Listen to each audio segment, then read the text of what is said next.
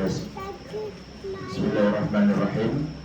Assalamualaikum warahmatullahi wabarakatuh. Waalaikumsalam warahmatullahi wabarakatuh. Alhamdulillah alladzi bi ni'matihi tatimmus shalihat. Allahumma shalli wa sallim wa barik ala sayyidina Muhammad wa ala alihi wa sahbihi ajma'in, amma ba'd.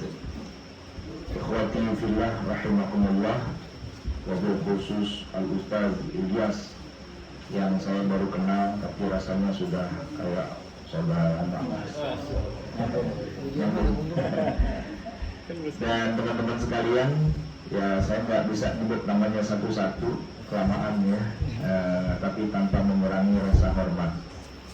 Alhamdulillah, hari ini akhirnya saya bisa juga sampai ke tempat ini karena Zawa itu Ishikawa, provinsi Ishikawa. Oh ya, saya sebenarnya datang ke sini bersama dengan istri, tapi kebetulan karena memang ini acaranya khusus bapak-bapak, jadi istri saya nggak saya ajak tinggal di hotel.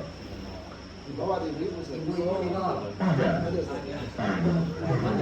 Tapi nggak apa, dari kita berangkat dari hari Jumat, Sabtu, Minggu, Senin, ya kayaknya sampai hari tanggal 24. Jadi kita harus hemat energi ya.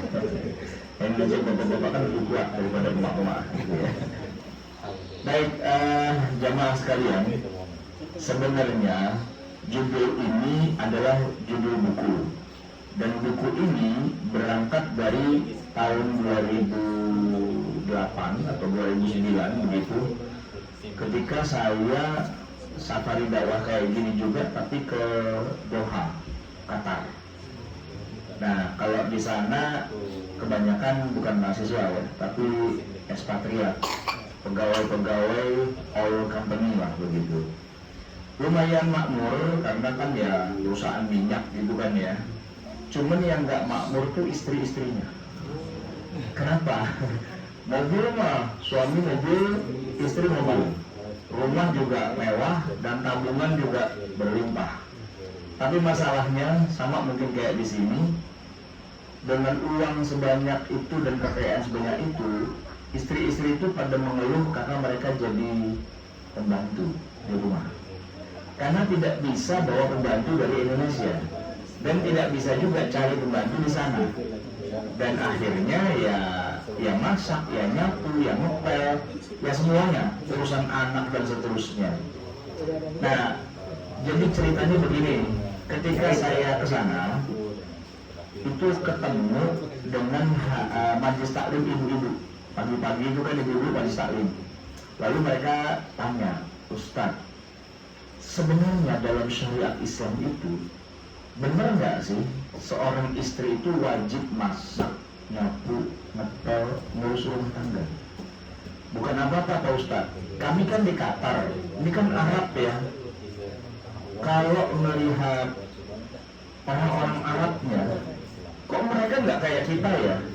Madam-madam Arab itu mereka kerjaannya setiap hari fitness gitu. Iya, pedicure, manicure, perawatan gitu-gitu lah ya. Bahkan yang belanja ke pasar itu pun suami-suami. Saya sempat diajak tuh sama jamaah ibu-ibu, kalau nggak percaya Ustadz, ayo kita ajak ke Carrefour. Di sana ada 3 Carrefour, 3-tiganya kita datengin. Itu yang dorong-dorong telur itu bapak-bapak semua, jenggotan semua. Ibu-ibunya nggak ada yang belanja. Jadi yang tahu urusan dapur itu malah bapaknya. Satu lagi saya diajak ke sekolahan, ada rapat wali murid, kan ada international school gitu kan. Wali murid yang rapat dengan guru itu satu pun nggak ada yang ibu-ibu, semua bapak-bapak. Makanya acara rapat itu ba'da isya, dinner. Nah, kalau sampai ada emak-emak yang hadir, diketawain, bapaknya kemana? Gitu. Padahal sementara kita di Indonesia yang bantuin PR anak tuh siapa? Bapaknya apa ibunya? Ibunya, ya kan? Yang ke sekolah kalau ada rapat guru dengan orang tua kan ibunya, bapaknya mah kagak ngurusin begitu-begituan. Yang masak, menyapu, ngepel, ngurus anak segala macam itu kan ibu. Bapak mah terima rapi, gitu kan. Nah itu yang bikin mereka bertanya-tanya. Ini Arab kok beda ya dengan kita. Kita udah merasa sudah sangat Islami, gitu kan. Karena hampir semua ustadz ngajarinnya gitu. Istri harus taat, istri harus taat, istri harus urusin semua, kan gitu kan. Kalau nggak taat nanti malaikat akan menyumpahinya sampai subuh, kan gitu kan. Banyak lah itu dari. Tapi kalau melihat wanita-wanita Arab kok nggak kayak gitu, nggak kayak gitu, ya kan? Nah itu yang mereka tanya ke saya. Ya karena saya ditanya mendadak, saya bilang sebentar. Saya juga nggak tahu jawabannya. Saya mau buka-buka dulu Maktabah Syamilah, saya searching dulu. Itu pertanyaan spesifik gitu. Apa sebenarnya kewajiban istri pada suami yang paling spesifik? Apakah all out apapun yang diperintah suami itu kewajiban? Atau sebenarnya sudah ada yang spesifik apa? Gitu. Nah hasil searching itu kemudian jadilah buku ini. Istri bukan pembantu. Tapi waktu itu saya sampaikan, ternyata saya sendiri juga kaget. Karena saya tadi disebutkan belajar fikihnya kan perbandingan mazhab ya. Jadi nggak cuma satu versi, nggak cuma Syafi'i, tapi juga Hanafi, Maliki, Hambali juga gitu kan. Dari semua kitab-kitab fikih di 4 mazhab itu, kok semuanya kompak bahwa ternyata secara hukum fikihnya ketika seorang suami menikahi istri, maka kewajiban istri itu cuma satu-satunya, yaitu al-istimta'. Doang. Masak nggak masuk, nyapu nggak masuk, ngurus anak nggak masuk, ngepel dan sebagainya nggak masuk. Yang wajib cuma istimta'. Ma huwa istimta'? Apa itu istimta'? Kita tanya Ustaz Ilyas. Ustaz Ilyas, ma huwal istimta'?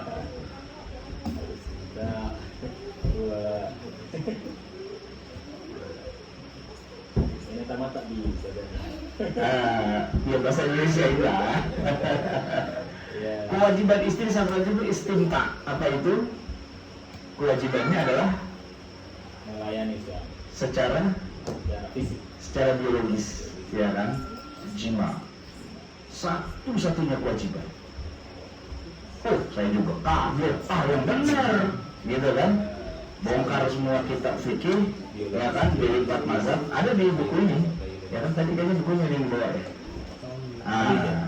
Coba buka satu, dibuka aja. Ya.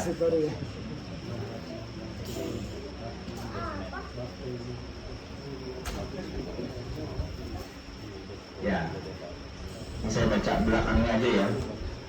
Madhab Hanafi, Maliki, Syafi'i, Hambali. Ini dari madhab Hanafi. Aku baca deh. Dari mazhab Hanafi, seandainya suami pulang bawa bahan pangan yang masih harus dimasak dan diolah, lalu istrinya enggan untuk memasak dan mengolahnya, maka istri itu tidak boleh dipaksa. Suaminya diperintahkan untuk pulang membawa makanan yang siap santap. Kemudian dari mazhab Maliki, wajib atas suami berkhidmat melayani istrinya, meski suami memiliki keluasan rezeki, sementara istrinya punya kemampuan untuk berkhidmat. Namun tetap kewajiban istri bukan berkhidmat. Suami adalah pihak yang wajib berkhidmat, maka wajib atas suami untuk menyediakan pembantu untuk istrinya. Kemudian dari mazhab Syafi'i, tidak wajib atas istri berkhidmat untuk membuat roti, memasak, mencuci dan bentuk khidmat lainnya, karena yang ditetapkan dalam pernikahan adalah kewajiban untuk memberi pelayanan secara biologis tadi, istimta tadi ya. Sedangkan pelayanan lainnya tidak termasuk kewajiban. Kemudian dari mazhab ini Hambali, seorang istri tidak diwajibkan untuk berkhidmat kepada suaminya, baik berupa mengadoni bahan makanan, membuat roti, memasak dan yang sejenisnya, termasuk menyapu rumah, menimba air di sumur. Ini merupakan nas Imam Ahmad rahimahullah, karena akadnya hanya kewajiban pelayanan biologis, maka pelayanan dalam bentuk lain tidak wajib dilakukan oleh istri seperti memberi minum kuda atau memanen tanamannya. Nanti panjangnya ada di buku itu ya, detailnya. Dan kitabnya apa, halaman berapa, jilid berapa, ada. Nah, ketika saya sampaikan itu kepada ibu-ibu, ya tentu ibu-ibu pada bilang, langsung pada takbir, Allahu Akbar. Akhirnya ada juga yang belain kita, gitu kan. Dan saking girangnya mereka, minta pamit izin cepat-cepat pulang, mau lapor sama suaminya. Pak, bener kan kata Pak Ustadz, kita tuh kagak wajib itu semua, gitu kan. Akhirnya saya yang didemo oleh suami-suami. Ustadz jangan bikin gara-gara nih, jadi urusan panjang nih urusannya, gitu kan. Kalau tiba-tiba istri-istri kita pada nggak mau masak, nggak ngepel dan sebagainya, nggak mau urusan PR anak dan sebagainya, bisa runyam nih urusan, gitu kan. Itu masih di Doha. Akhirnya itu kan bulan Ramadan ya. Akhirnya mereka bikin pengajian rekonsiliasi. Ya, ini pengajian ibu-ibu digabung dengan pengajian bapak-bapak. Ya kan? Saya disuruh menyampaikan, mengklarifikasi. Kenapa kok Pak Ustadz ngomong kayak gitu? Maunya apa? Maksudnya apa?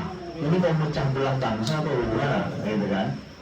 Nah, maka saya bilang, iya. Saya ditanya sama ibu-ibu tentang kewajiban istri, maka saya nggak bisa jawab. Saya searching. Saya cari bukan di Google, bukan di kitab-kitab fikih yang 4 itu, ketemunya itu. Saya nggak ngarang, kalau nggak percaya baca aja sendiri, gitu kan. Nah, jadi ternyata begini, rupa-rupanya kalau itu fikih klasik 4 mazhab memang begitu. Cuma ada cumanya nih ya. Begitu saya baca pendapat ulama kontemporer kayak Yusuf Qaradawi gitu ya, kayak Syekh bin Baz gitu, yang baru-baru lah gitu, mau dari kalangan Salafi, mau dari kalangan mana-mana. Nah, mereka mengatakan ya itu kewajiban istri, masak nggak ngepel dan sebagainya gitu. Qaradawi misalnya, saya ngutip Qaradawi di situ, beliau bilang, ya kan suami sudah ngasih nafkah pada istri, berarti istri wajib dong mengerjakan. Oh, jadi nafkah itu adalah dalam tanda petik gaji. Kamu sudah saya gaji, kok kamu nggak mau ngerjain semua ini? Nah, kan protesnya ibu-ibu, berarti kita dianggap membantu dong digaji, gitu kan? Nah, kayak gitu kan. Jadi konfliknya itu bukan antara para ulama klasik satu mazhab dengan mazhab yang lain, enggak. 4 mazhab bersatu mengatakan kewajiban istri hanya istimta saja, yang lain-lainnya tidak. Nah, sementara yang menyanggah pendapat itu justru para ulama modern yang zaman-zaman sekarang lah gitu. Nah, sehingga kalau kita sering dengar para ustadz ceramah, istri wajib ngomong anak, istri wajib ini, wajib itu. Nah, kalau pakai fikih klasik enggak. Tapi kalau pakai pendapatnya orang-orang zaman sekarang, ya memang kayak gitu. Itulah realitanya, kan gitu ya. Nah, jamaah sekalian yang dirahmati Allah, terus bagaimana dengan kita? Saya sendiri nih yang saya cerita ya. Istri saya juga tahu materi itu, bahkan sering ngisi kajian tentang materi itu. Nah, cuman kan kita ngomong tadi kan ini masalah hukum, ya kan? Hukumnya wajib apa enggak melakukan semua tadi itu? Kalau para ulama klasik gitu ya, mazhab fikih yang 4 mengatakan tidak wajib, bukan berarti maknanya jadi haram atau tidak boleh. Tidak. Maknanya adalah dia turun derajat aja dari wajib menjadi sunnah. Nah, gitu. Disunnahkan para istri membantu meringankan beban kerja suami, yang dengan itu dia bisa mendapatkan pahala, gitu kan? Dia bisa menjadi pendamping yang ya membuat si suami merasa, waduh, istri saya ini udah banyak banget jasanya, padahal bukan kewajiban dia loh, tapi dia bantuin, dia volunteer. Sehingga kesimpulannya adalah ya seharusnya suami memberikan penghargaan itu. Bukan emang wajibnya kayak gitu, bukannya dikerjain, bukan gitu, enggak. Posisinya adalah ini ada orang baik, ya kan, orang baik mau bantuin kewajiban saya. Sudah mas, nggak usah ngurusin dapur, udah duduk manis aja, biar saya yang handle. Ya kita kalau ditawarin gitu mau nggak? Ya mau aja, gitu kan? Ya why not? Ya bagus lah, gitu kan? Ngurusin anak, mandiin, nyebokin dan sebagainya, mana kita bisa bapak-bapak, susah, gitu kan? Udah mas, minggir, biar saya aja, gitu kan? Jadi peranannya dia itu adalah volunteer, orang yang bantuin kita secara katakanlah sukarela, tidak dibayar, gitu kan? Maka yang wajar dia terima dari kita adalah penghargaan yang setinggi-tingginya kepada mereka. Kita cuma modalin seperangkat alat sholat, modalnya cuma itu. Padahal bapaknya tuh invest mahal. Bapaknya nyekolahin dari kecil, dari TK, SD, SMP, SMA, kuliah dan sebagainya. Kita cuma modal seperangkat alat sholat, kita nikahin. Tiba-tiba dia jadi budak yang kita saksa untuk kita kerja paksa dan sebagainya, dan kita bilang itu kewajiban dari Allah. Padahal enggak. Padahal Allah tidak wajibkan itu. Nah, berarti yang harus kita lakukan adalah ya kita menghargai istri-istri kita, betapa besar jasanya, padahal itu harusnya kita. Termasuk menyusui anak. Jamaah sekalian, menyusui anak itu kewajiban istri atau kewajiban suami? Menyusui anak itu kewajiban istri atau kewajiban suami? Kewajiban yang punya.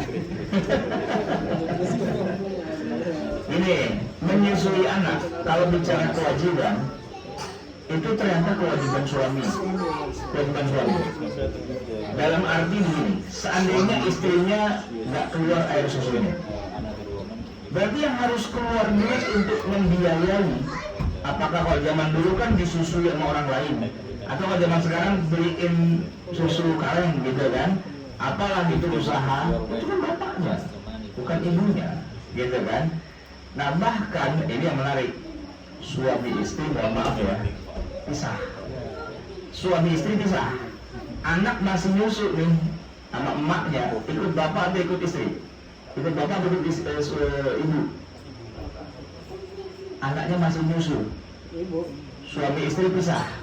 Ikut bapaknya atau ikut ibunya? Ikut ibunya kan? Karena yang bisa nyusu kan ibunya. Nah ibunya bisa bilang, bayar air susuku, gitu. Tapi kamu ibunya, ini memang saya ibunya. Tapi kewajiban menyusui bukan kewajiban saya. Bayar air susunya. Nah gitu. Soalnya Nabi SAW itu kan waktu masih kecil juga disusui oleh sebutlah misalnya Halimah As-Sa'diyah. Itu kan budaya orang Arab Mekah waktu itu ya. Bayar itu, nggak gratisan itu. Kakeknya Abdul Muttalib itu mengeluarkan sejumlah harta untuk membayar Halimah. Dan Halimah dan teman-temannya memang wanita-wanita profesional yang kerjaannya adalah menyusui bayi. Dan setiap tahun ada ada katakanlah kalau kita namanya bursa atau lelang atau apa gitu kan. Iya, wanita-wanita dari pegunungan dari mana datang ke Mekah untuk menawarkan diri. Siapa yang punya bayi mau nggak saya susuin? Saya mau. Dan mereka menawar. Yang nawar itu dua-dua pihak. Jadi misalnya kayak Halimah, karena Halimah sudah agak tua gitu ya pada saat itu ya, air susunya juga nggak begitu banyak, maka nggak ada yang nawar gitu Halimah itu ya.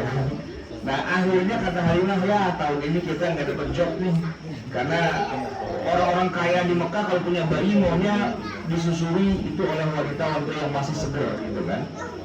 Tapi daripada saya pulang tangan kosong nih, ada bayi yatim ya Nabi Muhammad itu kan, udah daripada nganggur saya mau pulang aja lah gitu.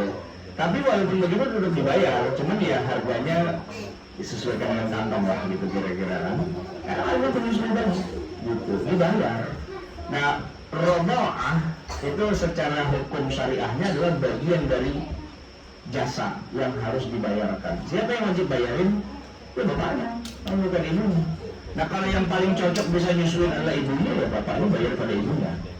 Gitu kan, bayangkan sampai sejauh itu syariat Islam memberikan penghormatan setinggi-tingginya pada istri gitu. Nah yang jadi protesnya adalah begini, kok kita nggak kayak gitu ya? Di Indonesia hampir semua ustadz ulama, ya kan, kiai dan sebagainya nggak begitu ngomongnya, nggak seperti yang ada di kitab-kitab fikih. Terus pokoknya itu kewajiban istri harus taat. Biasanya yang dikutip-kutip itu kisahnya Sayyidatina Fatimah radhiyallahu anha. Ketika Fatimah bilang kepada suaminya Ali bin Abi Thalib, "Bang, cari pembantu apa bang?" Gitu. Ini saya terjemahnya ke dalam bahasa Betawi biar lebih nyambung gitu kan. Cari pembantu apa? Banyak nih kerjaan di rumah nih gitu kan. Kata Ali, ya gimana ya? Saya juga nggak punya duit buat bayar pembantu. Lo ngomong sama bapak lo. Bapaknya Rasulullah kan ngomong kan Fatimah kepada Nabi. Kata Nabi, nggak usah pakai pembantu gitu. Tahu nggak kenapa Nabi bilang nggak usah pakai pembantu? Ya karena siapa yang bayar? Laki lu juga keadaannya gitu-gitu aja, ya kan? Ya udahlah kerjain sendiri, nggak usah belagu, gitu istilahnya. Karena memang mereka dari kalangan orang yang ya katakanlah menengah ke bawah, gitu kan. Sedangkan kalau Nabi sendiri saya tanya, Nabi punya pembantu nggak? Banyak pembantunya. Abu Bakar punya pembantu nggak? Banyak pembantunya. Abu Bakar, Umar, Utsman, Ali radhiyallahu anhum, mereka tuh punya pembantu banyak. Jangankan pembantu, budak juga punya, gitu kan. Sehingga saya kadang-kadang suka diskusi sama teman-teman sesama ustadz juga gitu ya, yang pada parenting gitu ya. Jangan serahkan pada pembantu, kerjakan sendiri gitu kan. Bagus lah, tapi bukan berarti nggak boleh ada pembantu ya, gitu. Jadi seperti tadi yang disebutkan bahwa para ulama mengatakan kalau istrinya nggak bisa masak atau nggak mau masak, nggak mau ngurus rumah tangga, nggak mau ngepel, nyapu dan sebagainya, ya kewajiban suaminya mendatangkan ya pekerja yang bisa mengerjakan itu semua, dan tidak bisa dipaksa istrinya untuk mengerjakan itu karena itu bukan kewajiban dia aslinya. Gitu. Secara hukum syariahnya. Nah, tapi kalau kita pakai hukum adat, kan telaah kritis kedudukan istri antara syariat dan adat. Yang terjadi di tengah kita itu adalah adat, kebiasaan, gitu kan, suatu bangsa. Istri saya contohnya, istri saya udah hatam berkali-kali nih buku saya ini ya, tahu lah gitu. Tapi dia tetap ngurus anak, tapi dia tetap masak, tapi dia tetap ngepel, ngurus rumah dan sebagainya, gitu kan. Waktu itu ketika dia belum sibuk, gitu. Ketika dia sudah mulai sibuk, ngisi pengajian sana sini dan sebagainya, kan nggak kepegang, gitu kan. Ya sudah, sepakat kita panggil babysitter, panggil pembantu, siapa yang bisa, yang bayar saya sebagai suaminya, bukan istri saya, gitu kan. Ya sudah, karena memang itu bukan kewajiban, tapi istri saya tetap berusaha untuk, misalnya contoh ya, saya mau makan, itu dia nggak nyuruh pembantu yang melayani, nanti takut cinta suaminya pindah kepada pembantu, ya kan? Karena pembantu yang melayani, apa segala macam. Ya saya bilang saya mau makan bareng sama istri, dan istri saya yang nemenin. Ya minimal nyendokin. Nah ini bukan walaupun nggak masak gitu kan. Kenapa? Karena itu tugas, bukan tugas sih. Disitulah posisi istri itu punya katakanlah kedudukan ya, yang memperhatikan suami bukan pembantu. Nanti kalau gitu akhirnya cintanya pindah kepada pembantu, orang yang ngurusin pembantu setiap hari kan. Majikan yang ngurusin pembantu dia harus cintanya kepada pembantu, tak jadi kepada istrinya. Nah begitulah kurang lebihnya. Nah jamaah sekalian yang dirahmati Allah, nanti kita akan teruskan ini dengan diskusi atau tanya jawab. Tapi kira-kira itulah pancingan awalnya terkait dengan materi kita, istri bukan pembantu. Kesimpulannya sederhana saja, bahwa suami itu punya kewajiban atas istrinya, dan istri juga punya kewajiban atas suaminya. Tapi kalau secara syariah, secara fikih, kewajibannya yang spesifik adalah istimta saja. Sedangkan khidmat, ngurus rumah tangga, ngurus anak, keluarga dan sebagainya, basically itu kewajiban suami.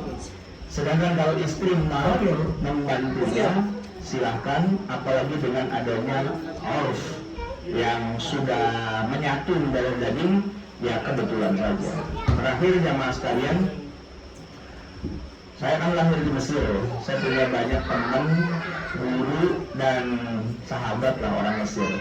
Kemudian terakhir itu saya ketemu dengan guru saya, dosen saya, Dr. Shihab An-Namir, orang Mesir ya. Dia tuh tinggal di Indonesia, karena ngajar di kampus saya. Kemudian beliau itu begini, namanya orang Mesir tinggal di Indonesia, istrinya, anaknya nggak ikut. Jadi dia bujangan lagi di Indonesia, gitu kan? Ya karena berat kan, mereka harus pindah ke sini kuliah, sekolah dan sebagainya repot. Udah, bapaknya aja yang ke sini, anak istri tinggal di Kairo. Nah setelah berapa bulan, pulang dia, ya kan? Ya gimana? Biasa punya istri di sini bujangan, gitu kan di Indonesia. Akhirnya lama-lama kemudian dia bilang, saya mau nikah aja lah gitu. Nikah dengan wanita Indonesia. Mikir lama, akhirnya nikah juga. Cuma nggak bilang-bilang karena takut ketahuan bininya di Mesir kan. Jadi dia nikah siri lah gitu kira-kira.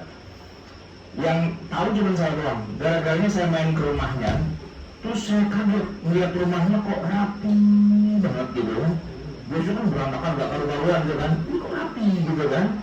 Terus dia bilang, ente tahu nggak kenapa rapi? Saya habis nikah katanya. Nggak bilang-bilang gitu. Ya jangan bilang-bilang. Hadari Adiyatul khabra ila Mesir.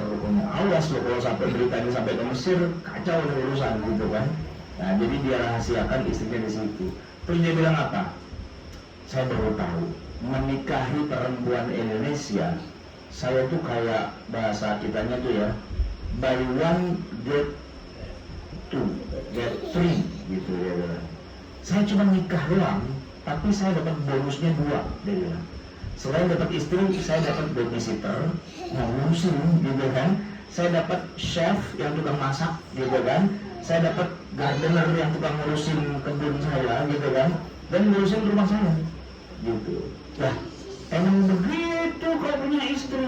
Oh ya, di Mesir punya istri aja udah selesai. Dia kagak masak, kagak nyapu, kagak ngepel, kagak apa-ngapain. Begitulah istri di Arab sana. Mana udah mas kawinnya mahal banget gitu kan. Emang berapa mas kawin? Ya rumah lah gitu. Di Mesir ya, ikhwati fillah, orang kalau mau nikah itu nggak mikirin catering, nggak mikirin gedung pertemuan, apalagi mikirin foto prewedding dan enggak. Nggak mikirin nyetak undangan gitu enggak. Yang dipikirin mahar. Kenapa? Karena maharnya semahal itu, rumahnya akan mereka tempati. Dan mana ada orang punya duit untuk beli rumah yang mereka tempati di Mesir? Nggak ada. Semuanya tanpa kecuali kalau nikah pasti yang dia kasih cuma DP-nya doang. Misalnya nih ya, rumah harga 100 juta, 200 juta gitu kan. Itu yang diserahkan pada istri pada saat akad itu disebut istilahnya muqaddam. Muqaddam, DP. Berapa? Ya kalau rumah 200 juta, taruhlah dia punya duit 10-15 juta, muqaddam. Jadi akad nikah dulu dengan mas kawin rumah dibayar DP-nya doang 20 juta, nyicil sisanya gitu. Kalau di kita kan, ya Ustaz bilang sekarang waktu nikah halal kan? Apa tentunya? Seperangkat alat-alat. Bil nukut. Oh bil nukut, uang gitu kan ya. Tapi kan cash kan ya. Ya kalau misalnya kasih duit 10 juta, 20 juta, 100 juta kan halal gitu, cash gitu kan. Kalau dia enggak, muqaddaman. Nah gitu loh, DP-nya doang. Nah sisanya lu bayar tuh sampai 10 tahun, 20 tahun belum tentu bayar itu. Saking tingginya itu bahasa saking tingginya maharnya kan. Nah udah semahal itu maharnya, kagak ada ngapa-ngapain tuh bini. Masak kagak, nyapu kagak, ngepel kagak dan sebagainya. Pokoknya belangsak lah jadi laki-laki di Mesir gitu kan. Nah, begitu dia kawin dengan wanita Indonesia, dia bilang apa? Nisa Indonesia ahlun nisa'i fil alam. Ahlun nisa'i fil alam, dia bilang gitu. Ya, saya nikah dengan satu orang seolah-olah saya nikah dengan 3-4 orang sekaligus. Karena istri saya begitu akad nikah pulang ke rumah saya, rumah langsung rapi, makanan tersedia setiap waktu dan sebagainya. Tadinya kan bujang lapuk di situ kan, mau makan susah, mau apa susah, berantakan semua. Emang saya juga kaget begitu datang ke rumah, Syekh, ada apa ini? Kok tiba-tiba semua jadi rapi kayak gini? Karena mutazawwij.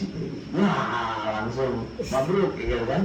Cuman dia bilang hadari ayatil khabara ila Misr. Jangan sampai bocor ke Mesir, awas loh, pulang mau dari itu ya. Lalu begitu pulang ke Mesir, istrinya diajak, nggak mau. Dah, kata istrinya, Anda pulang aja ke Mesir, saya nggak mau ribut sama bini Anda yang di sana gitu kan. Kasih aja saya apa istilahnya mut'ah lah gitu, istilahnya apa uang pesangon atau apa gitu kan. Dah gitu, pisah dia karena masa tugasnya sudah berakhir gitu. Memang susah karena bertugas di negara orang, istrinya nggak ikut. Makanya Ustadz Ilyas insya Allah minggu depan istrinya datang ke sini. Kalau nggak repot dia kalau sama orang Jepang. Bilang-bilang Nah, itu repot gitu kan. bilang-bilang. Nah, jangan sampai ke Purworejo itu urusannya, panjang itu urusannya. Insyaallah minggu depan datang ya sih. Insyaallah bulan depan ya. Ya sekarang jangan dulu lah ya kan sebentar gitu. Makanya apa namanya menikahi wanita Indonesia, kita sebagai orang Indonesia betul bersyukurnya banyak. Kenapa? Karena automatically dia mengerjakan sesuatu yang bukan tugasnya dia. Dan tapi yang lucu gini, ketika kajian ini saya sampaikan ke ibu-ibu di Indonesia, pada nggak ada yang percaya. Bohong Ustaz, bohong, nggak percaya. Pada nggak percaya. Loh saya bilang itu kitabnya buka sendiri. Emang nggak wajib saya bilang gitu. Mana ada kalau ada wajib, yang ada kita tiap hari diseksa sama suami, suruh ini, suruh itu, suruh ini, suruh itu, banyak gitu kan.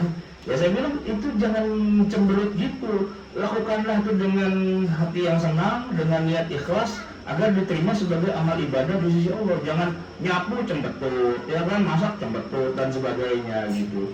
Jadi ya kerjakan aja. Buat orang Indonesia, wanita Indonesia berkhidmat pada suami walaupun bukan kewajiban syar'i gitu kan, tapi emang udah bawaan orok dari sononya udah begitu, ya kan, DNA-nya udah begitu. Kayaknya kalau kagak masak, kagak nyapu, kagak itu kayak ngapa-ngapain gitu kan, gak ada gunanya kok di sini jadi gini gitu kan. Udahlah kerjain aja. Nah sebenarnya itu kan keuntungan kalau buat para istri gitu. Baik, saya akan kembalikan mikrofon ini kepada pimpinan acara, kita diskusi. Insyaallah, terima kasih Pak Ustaz Sarwat atas materinya, menarik sekali terutama buat keluarga-keluarga muda di sini mungkin termasuk saya Ustaz. Ya, jadi monggo teman-teman sekalian kalau ada pertanyaan dipersilakan, monggo yang muda-muda ini terutama. Nah, monggo. Oh, udah ada. Iya, ada. Kita aja mau nanya itu. Iya. Baik. Bismillahirrahmanirrahim. Assalamualaikum warahmatullahi wabarakatuh. Assalamualaikum Ustaz. Mohon izin memperkenalkan diri. Saya Khalfi, asal Solo. Saat ini sedang studi di sini. Pertanyaan yang saya sampaikan mungkin apa namanya terkait parentingnya. Kalau ini kan istri kan bantu gitu kan. Nah, sebenarnya kalau dari sisi parenting itu sendiri lebih apa ya? Apakah sama seperti ketika tadi yang dijelaskan bahwa suami itu seharusnya berkewajiban ini, sedangkan istri itu hanya kewajibannya itu. Nah, apakah itu juga bisa ditarik sama dengan seperti parenting? Apakah parenting itu sebenarnya menjadi kewajiban pokok seorang suami, sementara istri bukan kewajiban bagi parenting? Apakah bagaimana? Baik secara syariat maupun adat. Ya, jadi gini. Kita bicara kewajiban suami, ya kan, tentang itu semua. Memang ini kan ngomongnya fikih ya. Fikih itu kan kewajiban. Kewajiban itu kan beban. Beban itu kaitannya dengan uang, dengan biaya, ya kan. Sekarang saya tanya, antara ayah, ya kan, dengan guru di sekolah itu pinteran mana kalau ngajar anak? bapak atau guru? Pinteran mana? Ya guru lah, guru lah. Karena dia kuliah belajar pedagogik, belajar apa dan sebagainya kan, belajar tentang ilmu pendidikan. Ya guru lah, gitu kan. Tapi kalau saya tanya, siapa yang wajib mengajar anak? Bapaknya apa gurunya? Ya bapaknya, gitu. Walaupun bapaknya nggak bisa, tapi kewajibannya bebannya ada di bapak. Makanya bapak cari orang profesional untuk ngajarin. Ajarin anak saya akhlak dong, ajarin anak saya hadis dong, ajarin anak saya Quran ini itu dan sebagainya. Itu yang berkewajiban ngajarin ilmu agama, akhlak dan sebagainya. Bapaknya apa? Guru agamanya.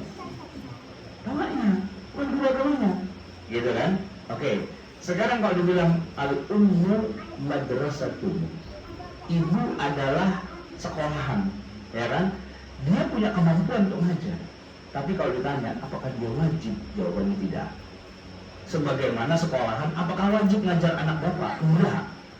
Tapi kalau bapak udah bayar dia, wajib. Gitu kan? Jadi sumber kewajibannya itu siapa? Bapaknya, bukan ibunya. Bahkan menyusui pun itu bukan kewajiban si ibu, kewajiban bapak. Cuman siapa yang bisa memberi dia nutrisi paling cocok buat bayi? Ya ibunya. Bayarlah ibunya. Kan gitu sebenarnya. Jadi nggak bisa, susuin nggak anak kita itu, gitu kan? Enggak, saya nggak mau. Terus dibilang ibunya itu adalah orang berdosa. Enggak, dia nggak dosa, karena bukan kewajiban dia. Kalau dia ngomong hitung-hitungan, ya kan? Tapi ya biar bagaimana, namanya ibu sama anak sendiri, masa nggak disusuin sih, gitu ya. Nah itu kan bicara bukan ngomongin kewajiban, ngomongin ya kemanusiaan, gitu kan? Secara kemanusiaan. Ya misalnya gini, kita kalau naik mobil nih, terus sambil jalan tiba-tiba ada orang jatuh dari mobil, dari motor gitu, kecelakaan. Wajib nggak kita sebagai orang yang lewat untuk nolongin, wajib nggak? Gimana kira-kira? Nggak wajib kan? Kalau kita lewat aja kita masuk penjara nggak? Ini ada orang tabrakan, jatuh gitu, kita mobil kencangan besar gitu, kita masuk penjara nggak kira-kira? Ya enggak lah, kita nggak bisa dipersalahkan. Cuman kalau kita berhenti lalu kita tolongin, wah kita orang yang sangat budiman, kan gitu kan? Ya gitu, kalau ngomongin wajib kan, itu bukan wajibnya saya. Orang tabrakan itu ada urusan ambulan, polisi, apa segala macam. Saya mah pengguna jalan juga. Kalau saya lempeng aja bodo amat, masa bodoh, saya nggak dosa, gitu. Karena bukan kewajiban saya. Istri gitu juga. Kalau ditanya apakah istri wajib mendidik anaknya, secara langsung tidak sebenarnya. Itu kewajiban bapaknya. Cuman orang yang paling potensial di dalam keluarga itu siapa? Ya kan si ibunya, gitu kan. Nah berarti bapaknya minta tolong sama istrinya. Wahai istriku, tolong bantuin saya dong. Apa? Itu anak saya, ya anak kita juga. Tolong dididik begini. Kalau kata istrinya, wani piro, ya benar, gitu. Ya, karena itu kewajiban bapaknya, bukan kewajiban ibunya, gitu. Basically si ibu, nah saya tanya gini, ibunda Rasulullah SAW itu, namanya siapa? Ibunya Nabi?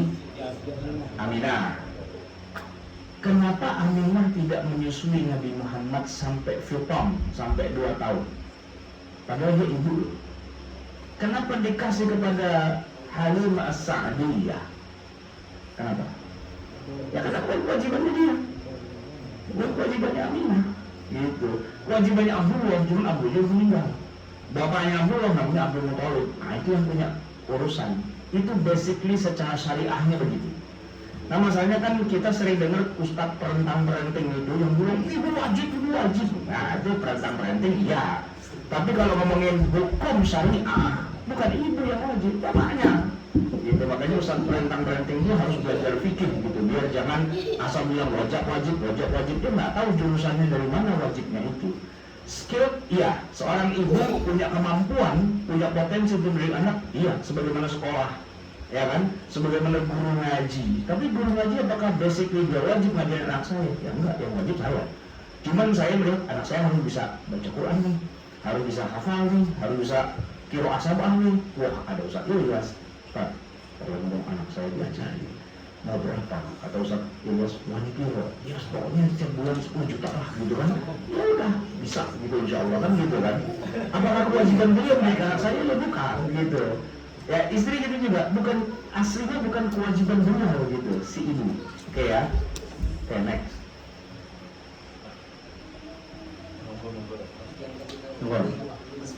Yang bawah dulu ya. Oh iya, ada ibu-ibu di bawah ya.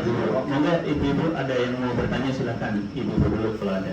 Saya tuh nggak bisa melihat ekspresi wajah ibu-ibu, apakah dia bahagia atau dia Mungkin marah bagaimana dengan wajah ibu-ibu. nggak bisa ngomong.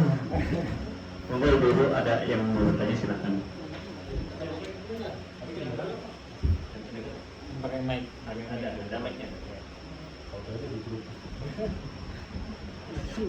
Atau suruh chat aja. Oh, chat aja. Kalau ada di Zoom, atau di Zoom, dia maju ke laptop. Oh iya. Coba kita lihat di Zoom ini apakah ada juga yang bertanya kira-kira. Belum ada. Belum ada ya? Ya, oke kalau gitu monggo. Di atas. Pak Iksan, silakan. Ini pertanyaan pribadi atau istri? Tanya general. Dia di bawah. Assalamualaikum warahmatullahi wabarakatuh. Hanya oleh adik. Pak Ustadz, perkenalkan nama saya Iksan, saya dari Aceh, di sini sedang kuliah S3. Pertanyaan saya begini, Pak Ustadz, kita kan sering mendengar dengan pernyataan bahwa surga istri di bawah kaki suami. Surga istri di bawah. Di bawah kaki suami. Siapa yang bilang? Bahkan kalau dibandingkan antara ibunya atau suami, istri itu harus taat pada suami yang sering kita dengar gitu. Ada sebuah hadis yang mengatakan bahwa wanita mana saja yang meninggal dunia lantas suaminya riba padanya, maka ia akan masuk surga. Nah, bagaimana dengan kondisi misalnya suaminya melarang istrinya untuk pergi, seperti kita pernah dengar cerita bahwa kalau suaminya tidak mengizinkan untuk pergi tanpa mahram, maka istri harus taat pada apa yang diperintahkan oleh suaminya. Bagaimana dengan kondisi yang seperti itu juga kalau misalnya suami mendelegasikan tadi perihal parenting kepada istri, tolong ajarkan dia ngaji, saya lagi sibuk di luar hari ini, tolong ajarkan dia sholat, perhatikan. Apakah itu juga menjadi kewajiban seperti itu, Pak Ustaz? Ya. Terima kasih. Baik. Jadi gini, kita udah sepakat ya bahwa basically kewajiban itu bukan di istri tapi di suami. Oke ya. Nah, ketika suami sudah bersepakat dengan istri, apapun jenis kesepakatannya dan istri mengatakan oke, deal, ya berarti dia sudah yatahammal, menanggung kewajiban si suami itu. Nah, kalau dia mengerjakannya nggak sempurna dan sebagainya, ya dia bisa dimintai pertanggungjawaban. Saya datang kepada Ustadz Ilyas, Ustadz, anak saya tolong diajari ya kan makhrajul huruf yang benar dan sebagainya.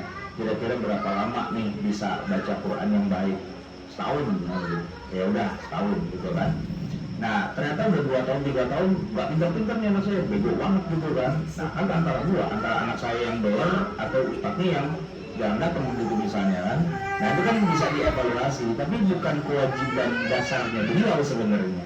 Balik lagi kan, tadi kan bahwa yang wajib itu suaminya. Nah kalau istrinya memang sudah sepakat, ya udah ajarkan yang benar sesuai dengan target apa dan sebagainya. Tapi kalau misalnya istri bilang nyerah, saya nggak mampu ngajarin, terus mau bilang apa? Ya nggak bisa gitu. Itu adalah kewajiban asli kamu. Oh enggak, itu kewajiban suami. Nah kalau suaminya ngomel-ngomel doang, istrinya juga kesal gitu, dia nggak mau, dia ngambek dan selesai, udah selesai urusan. Ya suami harus baik-baik lah. Gini loh ya, anak kita itu tolong diajarin gini. Pokoknya ntar emas tambahlah gitu. Ya, saya tambah emas 2 kilo, gitu kan. Ya apalah gitu ya kan, beliin ini, beliin itu. Yang membuat dia jadi termotivasi gitu. Karena basically bukan kewajiban dia sebenarnya, gitu kan. Tapi gini, santai aja. Anda kan nikah sama wanita Indonesia kan?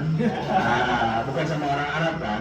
Orang Indonesia itu dia otomatis begitu dinikahi langsung dia kerjain semua tanpa harus kita bahas tentang wajib apa enggak wajib.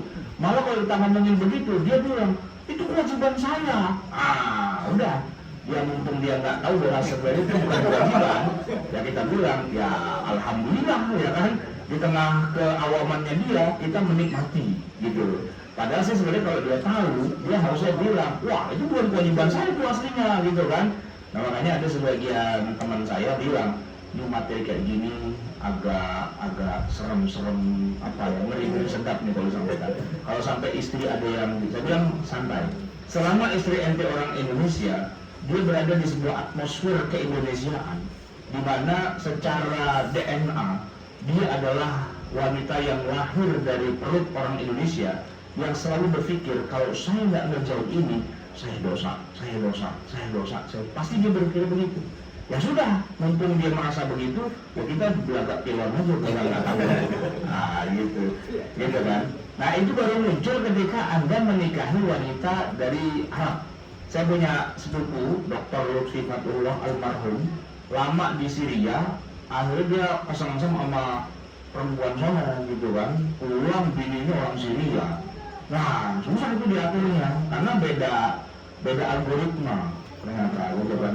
Algoritmanya algoritma Syria, bukan algoritma Indonesia. Susah itu, ya kan, nggak connect gitu, banyak ya beda server lah dari awal gitu kan. Nah ini susah nih, harus install ulang gitu kan. Gimana caranya biar dia kayak kita Indonesia?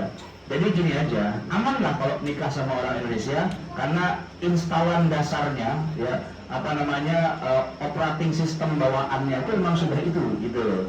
Jadi nggak akan bergeser sebenarnya. Cuma agak kaget aja, berarti nggak wajib ya, gitu doang sih. Tapi tetap dia akan kerjakan. Saya jamin akan dia kerjakan.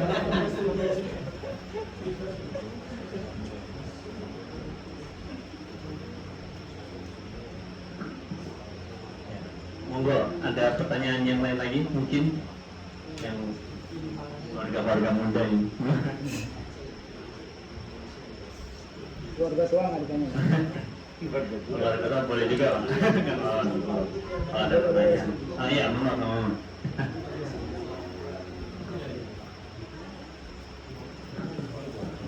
Bismillahirrahmanirrahim. Assalamualaikum warahmatullahi wabarakatuh. Waalaikumsalam. Perkenalkan, nama Wawan. Saya bekerja di sini sudah sebagai awalnya perawat di dunia perawat. Nah, saya langsung ke pertanyaan praktek saja. Ini kayaknya setelah ini akan banyak perasa sebenarnya. Nah, cuman yang ingin saya tanyakan, apa kiat kita sebagai suami gitu? Karena kan selama ini kebanyakan wanita Indonesia itu tidak tahu gitu tentang hadis ini gitu. Apakah kita wajib gitu? Hari ini istri saya kebetulan nggak datang hari ini, maka dia belum tahu gitu. Nah sampai di rumah apakah kita wajib dengan contoh atau kita diam-diam aja gitu?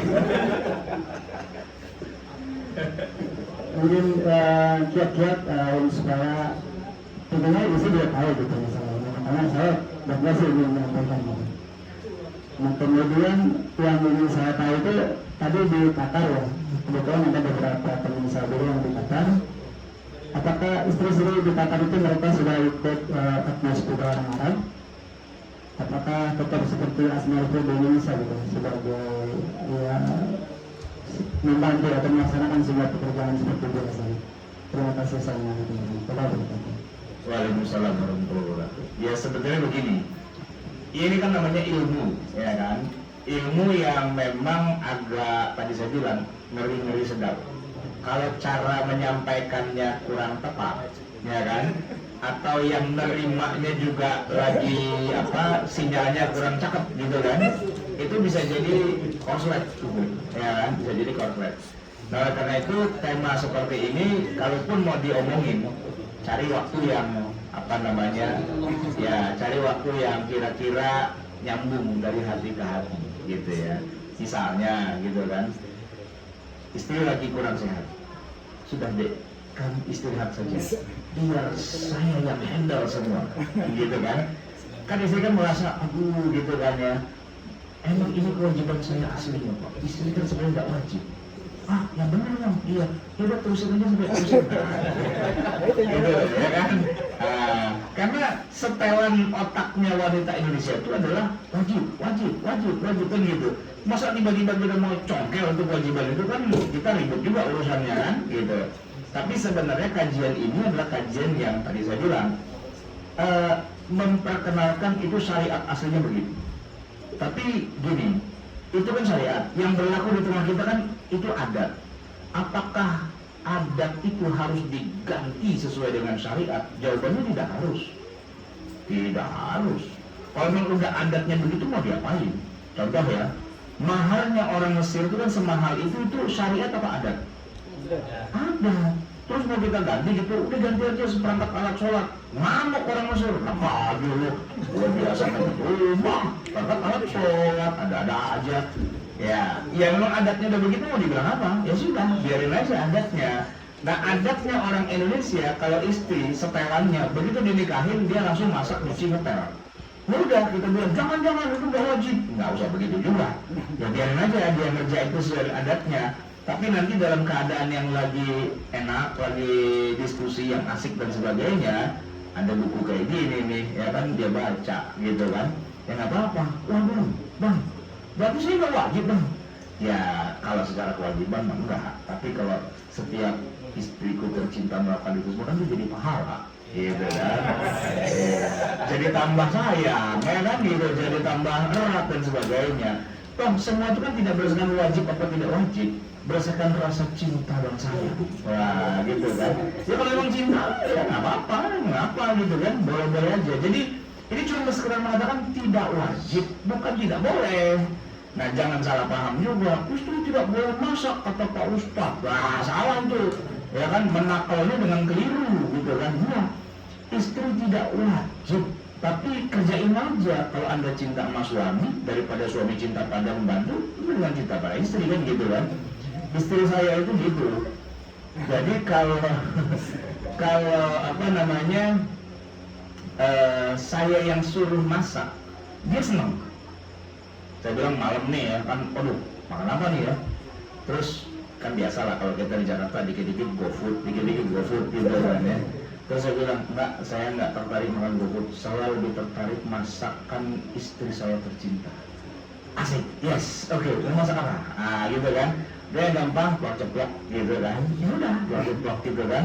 Nah itu dia melaksanakan itu atas dasar rasa cinta. Yang saya perintahkan untuk dia melakukannya, dan saya tahu dia lagi senang gitu kan, lagi enak gitu, ya udah dia kerjain gitu. Artinya kadang-kadang begini, bayangkan ya, Anda jadi karyawan di sebuah perusahaan, punya bos, punya atasan, tiap hari nggak pernah disuruh sama atasan, dicuekin aja, datang dicuekin, pulang dicuekin, gitu mikir, waduh dikit lagi kena SP3 nih kita begitu kan. Nah ya, karena dicuekin sama bos. Tapi kalau bos nyuruh ini, nyuruh itu, nyuruh ini, nyuruh itu, justru wah saya diakui sebagai anak buahnya kan gitu kan. Nah istri saya gitu, kok saya nggak pernah disuruh sih gitu. Ya udah mau disuruh apa kayak gitu misalnya, nyuruh ini. Jadi setelah saya berikan perintah ini itu, dia merasa bangga dengan perintah itu, walaupun basically itu bukan kewajiban dia, tapi dia merasa senang. Dan ketika dia melakukan itu semua, dia lapor ke saya, tugas ini udah, ya udah gitu kan. Termasuk saya ke Jepang ini kan, sebenarnya kan saya sendiri aja harusnya, tapi saya tugaskan untuk mengawal saya. Gitu kan. Tapi tolong urus itu ya, bisa ya. Gitu. Tolong urus tiket ya, tolong urus paspor ya, tolong urus itinerary saya dan sebagainya.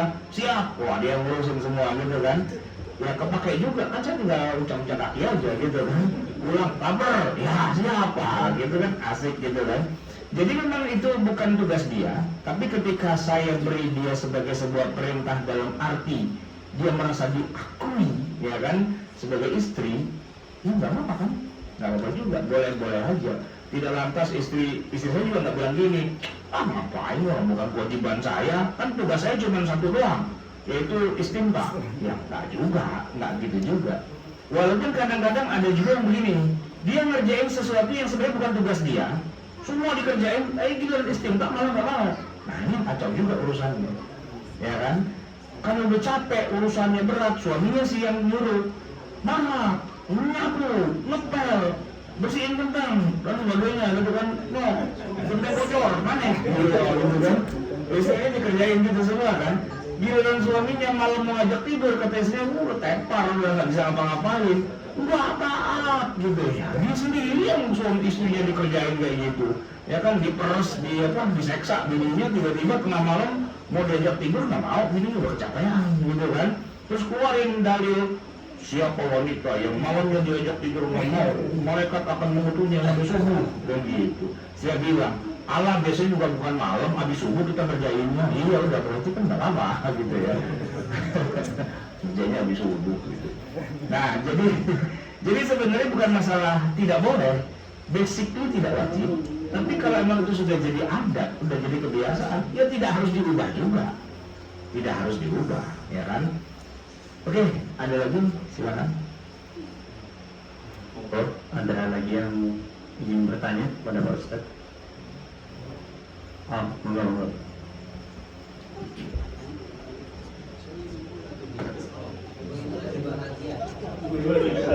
Kita berikan dia kesempatan untuk merasakan kebahagiaan. Bentar pulang dia ngurus anak, dia sedih lagi kan? Biar dia bahagia sebentar. Assalamualaikum warahmatullahi wabarakatuh. Waalaikumsalam warahmatullahi wabarakatuh. Perkenalkan Pak Ustadz, nama saya Alvan. Saya pekerja di sini. Ingin bertanya, kan untuk ilmu ini memang agak lain ya Pak Ustadz. Jadi Kata awak. selama hidup kita semua di sini pasti baru tahu ilmu ini. Nah, karena kan Islam sumbernya itu sama gitu, awalnya itu sama. Tapi ketika sampai ke Indonesia, kenapa pergeserannya begitu jauh gitu, antara yang terjadi di Arab sana dan sehingga sekarang diaplikasikan di Indonesia sangat jauh berbeda. Lalu kalau menurut Islam sendiri, dengan ajaran-ajaran seperti ini, jadi hubungan antara suami dan istri itu harus bersinergi seperti apa? Apakah antara ketua dan wakilnya, atau seperti mitra kerja, partner dan sebagainya? Mohon dijelaskan. Terima kasih. Ya. Jadi ini pertanyaan bagus banget sebenarnya ya. Begini, yang berbeda itu bukan syariatnya. Kalau syariat pasti sama. Yang berbeda itu adatnya. Adatnya yang nggak sama. Cuman memang ada problem gini. Ini saya harus ngomongin pelan-pelan ya. Gini, di zaman Nabi Muhammad, ketika Nabi hidup bersama dengan para sahabat, gitu ya, itu ada adat khas Arabnya nggak? Ada kan? Apa contohnya? Contohnya ya, adat khas Arab. Orang Arab itu ya, secara adat dan budayanya mereka terbiasa di masa Nabi terbiasa menikahkan anak di usia masih sangat dini.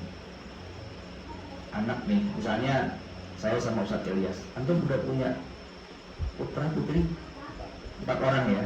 Ada yang perempuan, cowok semua. Nah, nggak bisa kita besaran. Saya anaknya 4 cowok semua, usah. Saya yang lain ya. Jadi anaknya misalnya perempuan baru umur 6 tahun, 7 tahun. Terus karena saya dekat bersahabat dengan teman saya ini, terus saya bilang, anakmu yang 6 tahun nikahkan dong dengan anak saya. Emang anakmu berapa usianya? 9 tahun. Ya udah nikah. Itu 6 tahun atau 9 tahun dinikahi. Dalam rangka apa? Mempererat hubungan persaudaraan antara sahabat itu. Itu adat Arab. Nah, ini begitu memang modelnya. Dan kalau sampai Nabi Muhammad melakukannya, jangan protes. Karena itu adatnya. Usia berapa Aisyah dinikahi oleh Nabi? 9. Dalam rangka apa? Ya Abu Bakar itu teman baik dari dulu, dari kecil. Teman baik, kemana-mana bareng dan sebagainya. Untuk mempererat persaudaraan. Anakmu siapa? Aisyah. Lalu dinikahi. Nah, baru kemudian Aisyah serumah dengan Nabi ketika dia dapat haid pertama di usia 9 tahun. Ya udah, 9 tahun itu serumah sama Nabi. Pak, kalau kita kaitkan dengan adat kita hari ini, ada orang nikah dengan anak perempuan umur 6 tahun. Itu kelas berapa SD tuh? 1 SD. Kalau 9 tahun? Kelas 3. Kelas 3 haid disetubuhi sama suaminya. Masuk penjara itu. Masuk penjara itu apa? Iya, ya kalau di kita kan hukum undang-undangnya kan 21 tahun baru dinikahi gitu kan. Itu contoh adat budaya. Nah, satu lagi adatnya yang lucu banget. Kalau buat kita tuh aneh. Mereka terbiasa kawin cerai. Itu kayak orang ngopi-ngopi aja gitu. Dikit-dikit cerai, dikit-dikit kawin, dikit-dikit cerai, dikit-dikit kawin. Biasa banget buat mereka. Makanya saya punya saudara, bukan saudara, ya katakanlah masih saudara juga. Itu dia punya ibu, ya orang Arab, yang ibunya itu sudah punya suami ini dengan suami yang ketiga. Jadi suaminya meninggal, terus dia kawin lagi, terus cerai, terus kawin lagi, terus cerai, terus kawin lagi, gitu loh. Padahal kan kalau adatnya kita, ibu kita misalnya, bapak kita meninggal, ibu kita masih ada, biasanya sih nggak kawin lagi. Ibu kita biasanya bersabar, sudahlah, saya sampai akhir hayat saya tetap akan menjanda karena saya tetap cinta pada suami saya, kan gitu kan.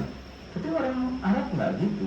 Ya suami kalau meninggal ya meninggal, setelah itu dia kawin lagi aja, kawin lagi.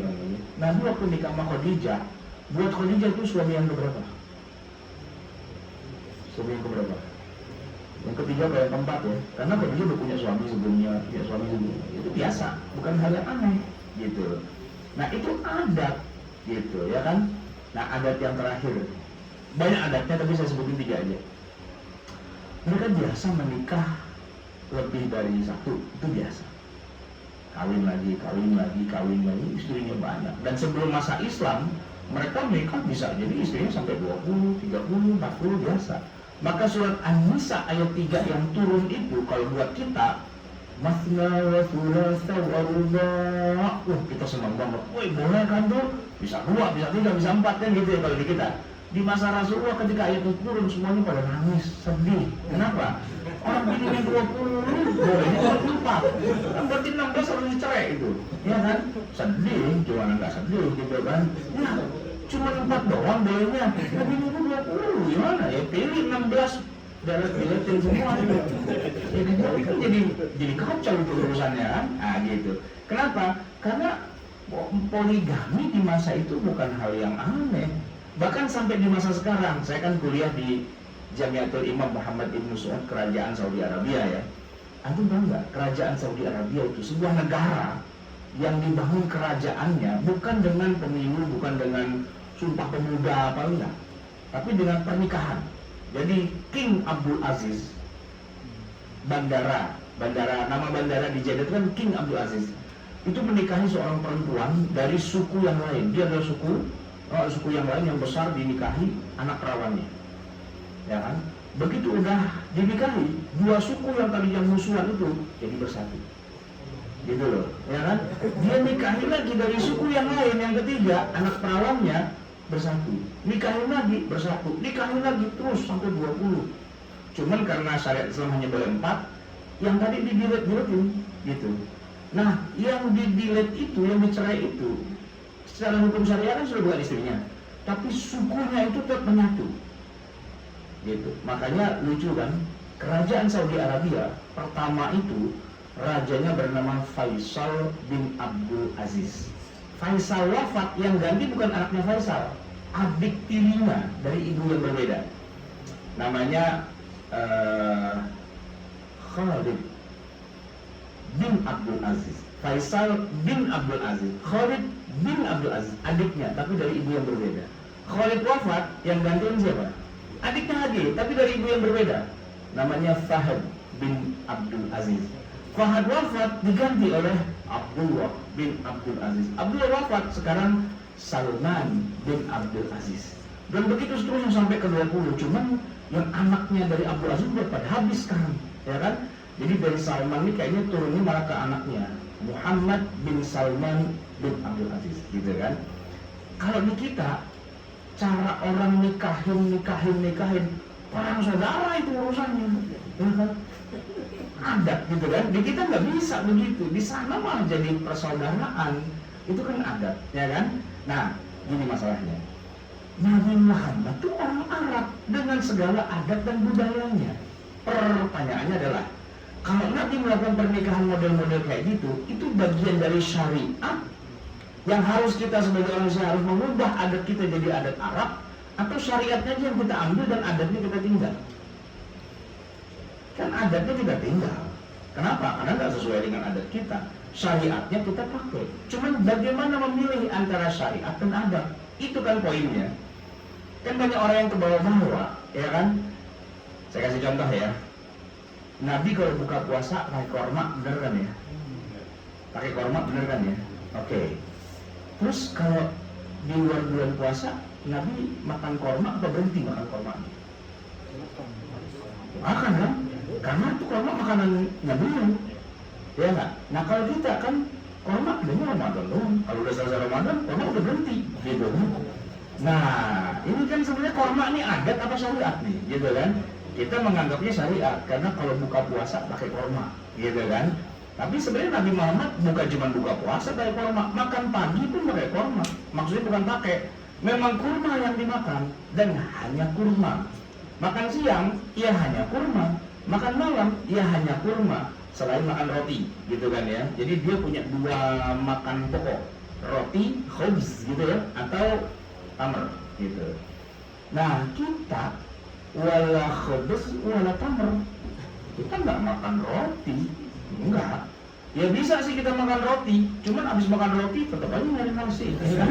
Kita hanya udah makan baru roti doang sih, ya kan? Baru roti doang.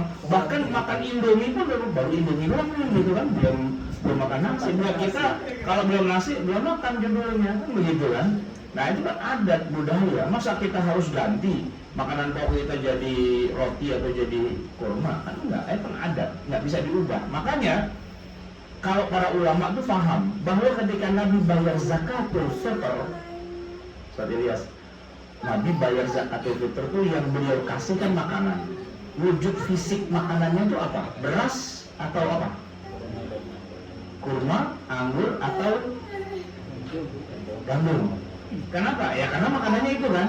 Nah, para ulama kita di Indonesia kalau zakat fitrah itu apa? Beras kan, bukan kurma. Padahal hadisnya kurma loh. Hadis Sahih Bukhari loh, ya kan? Ya Rasulullah itu kalau farada Rasulullah SAW, ya kan, dalam apa sedekatul fitr itu so'an min tamrin, au so'an min sya'irin, au so'an min burrin, kan gitu. Nah kita Idul Fitri kita datang ke panitia zakat, terus kita bawa nih, Pak, ini zakat saya, dibuka panitia.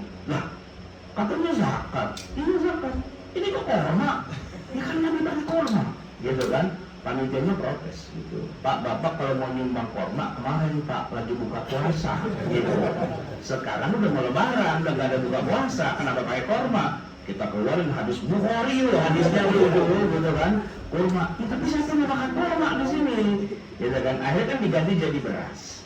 Nah saya tanya, bayar zakat pakai beras itu bid'ah nggak? Terlalu amat sangat bid'ah sekali. Mana ada Nabi bayar zakat pakai beras, ya nggak? Bid'ah kan jatuhnya.